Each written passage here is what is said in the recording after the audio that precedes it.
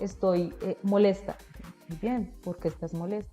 Y empieza ya como, o estoy triste, hoy llegué triste, no me gustó. Entonces es empezar el diálogo y entender y llegar a la causa. Y cuando ya el joven empieza y habla y habla y habla, ya llega como a un momento donde, pero si el joven llega a la casa y nadie lo escucha, pues va a llegar con muchas más frustraciones el otro día al colegio, con muchos más vacíos. Entonces, ahí es cuando nosotros como cuidadores, padres de familia, o sea, tíos me incluyo, debemos estar allí también muy pendientes de ese joven, porque ese joven es muy vulnerable a cualquier cambio, pero si uno de adulto un poco le empieza a decir, a dar herramientas de cómo autocontrolarse y cómo ser más empático con el otro, el joven lo entiende y lo puede de pronto ir superando mejor. O sea que todo está como, yo siempre lo he dicho acá en la profe Nicole, el ejemplo. Exacto. El ejemplo con amor, porque en Sí, ocasiones vemos como, pero usted ¿por qué se entristece por eso si hoy en día, si yo a su edad hacía esto y lo otro? Es que somos generaciones diferentes y pues hay que entender que hay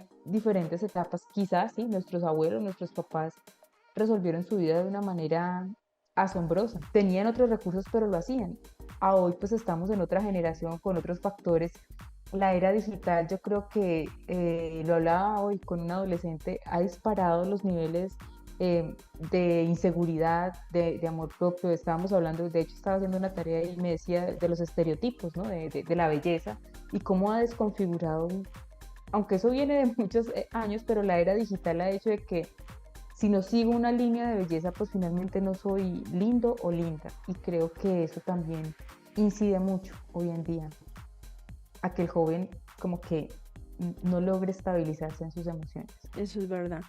El día escuchaba a una persona que decía que la generación de hoy en día era la generación de cristal. Entonces la persona que le respondía el chico a la señora, porque era una señora, ¿qué generación de cristal? ¿Por qué? Porque querían hablar cómo se sentían, querían decir, no estoy de acuerdo con esto, sí estoy de acuerdo con esto. Entonces, digamos que en relación a ese tipo de crianzas y en este concreto, la educación emocional, todavía existen muchas brechas que tanto en la familia como en la Claro. sociedad se debe trabajar. Exacto, como lo decías, entonces todo parte desde el ejemplo, aprender a tratar como con amor al otro, ¿sí?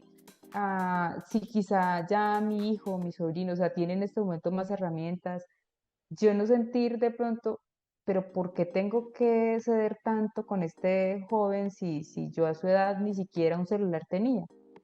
Pues bueno, esta es la generación que le tocó, pero yo cómo le ayudo a este joven que su celular sea una herramienta para educarse, para prepararse, para ser autónomo, para ser autodidacta y no que el celular se le vuelva de pronto un distractor de su vida o de su proyecto de vida. Entonces es simplemente empezar a ser esos buenos tutores y también vencer de pronto como lo que nos puede generar ese resentimiento de por qué él no resuelve la vida como yo la resolví, si a mí me tocó mucho más duro que a él. Creo que es empezar también también como decía en un inicio, perdonarnos de esas situaciones y dar lo mejor para ese otro ser.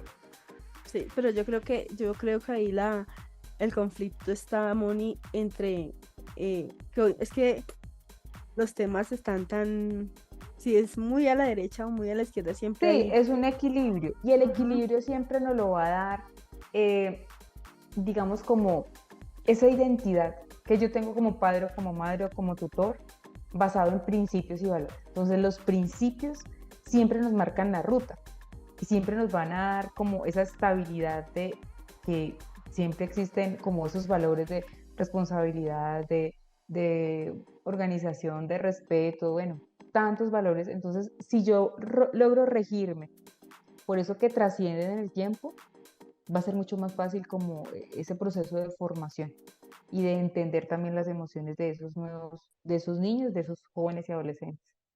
Yo creo que sí, o sea, tienes toda la razón en relación que si se tiene como esos valores, esa ética o bueno, esas creencias o Sí, esas ideologías, digamos que no se va a ver como tristemente lo que se ve en la sociedad, Moni, y que entiendo por qué muchos papitos y hoy en día personas ya muy adultas dicen que no están de acuerdo con el tipo de crianzas porque los niños no están valorando o los adolescentes no están valorando. Pero es por lo mismo, por lo que en sus casas no hay como esos fundamentos o esas bases eh, con valores. y quizá, ¿cómo se pierde? porque el papá está en función simplemente de proveer. Entonces es que yo todo el día me estoy matando, bueno, el lomo, como decimos también, y tú no estás valorando que yo llego cansado, pero de pronto el niño quiere es que llegues a dedicarle 10 minutos, 15 minutos de diálogo, ¿sí?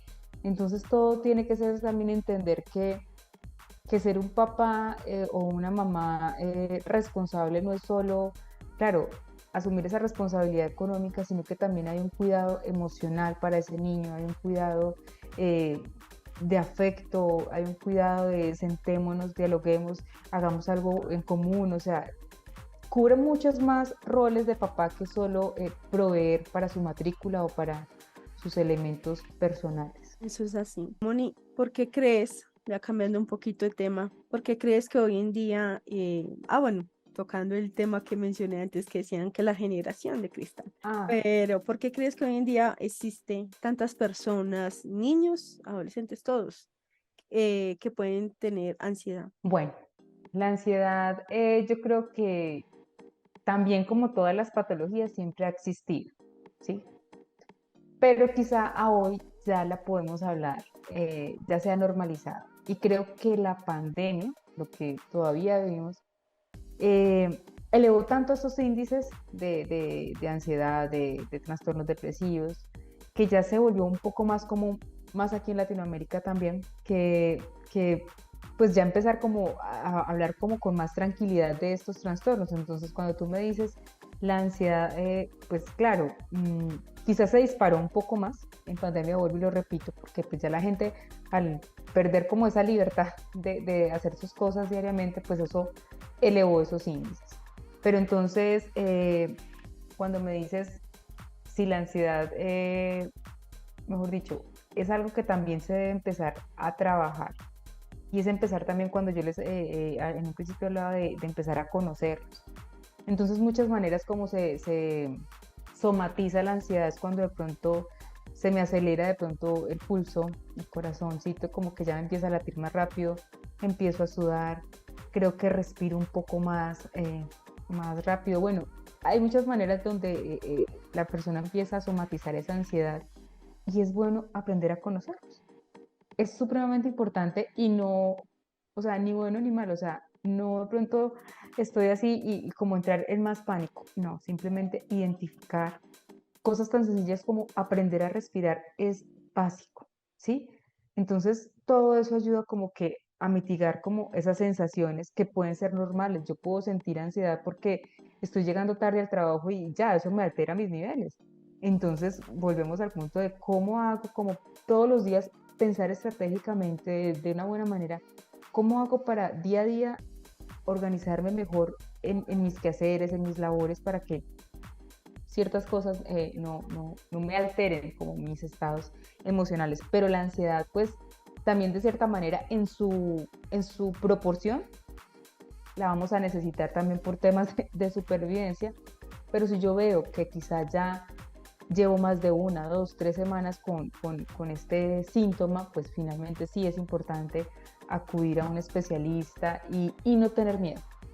Yo digo que también existe mucho tabú y no, es que me van a medicar, no, es que creo que empezar porque no pensemos, o sea, simplemente acudamos, o sea, seamos responsables con nuestra salud. Y lo que sí he escuchado es que cuando alguien dice, no, es que me genera dependencia quienes se automedican porque eso también quizá lo he leído y hay personas que, uy, hoy no dormí bien, voy a mirar qué pastica para dormir y empieza con media, un cuarto, una, dos, mañana no me las tomo y entonces se automedican y es creo que lo peor que puede hacer un ser humano. Mientras que si yo voy donde un especialista, donde una persona que ha estudiado, que de pronto bajo unos exámenes médicos me puede realmente diagnosticar, pues se puede dar un mejor manejo y control a la situación. Y finalmente, pues como cualquier otra enfermedad, este tema de salud mental hay que normalizarlo. Uno muchas veces piensa, no, es que si me altero esto, entonces ya no voy a ser hábil o apto para trabajar, para estudiar, y definitivamente no.